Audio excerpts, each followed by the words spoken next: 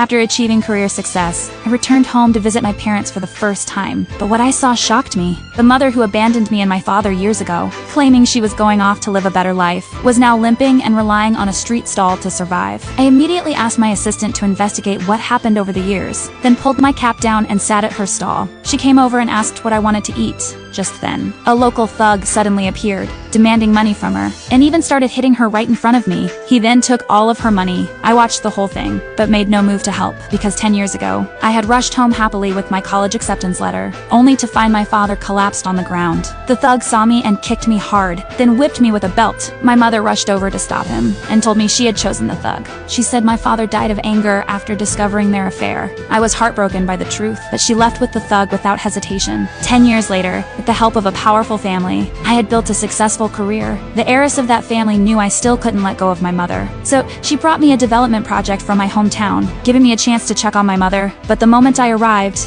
I witnessed the same thug violently taking her money. She thought he would leave, and asked again what I wanted to eat. But the thug suddenly kicked her. Seeing this, I had no choice but to stop him. I coldly asked if he still wanted to do business here. Realizing I was protecting her, he threatened me and left. After he left, my mother thanked me, saying the meal would be on the house. I ordered a bowl of tofu pudding with cilantro and scallions, but asked her to remove the scallions after adding them. She froze for a moment, and as she turned around, she quietly wondered if her son had returned, but quickly dismissed the thought, thinking I could never forgive her for the past. Meanwhile, the powerful family I was working with was furious after learning I had returned. The old master declared, if I chose to reunite with my parents, I'd no longer be part of their family. The heiress was confused. As she packed to come find me, the young master of the family found her. He said something strange, that my father might still be alive, and if I found out the truth, I'd surely blame her. The heiress was puzzled until she saw a family photo. Then it all clicked. It might be connected to her father. The young master told her there was only one way to prevent me from severing ties with their family. She had to stop me from reuniting with my parents. Back at the stall,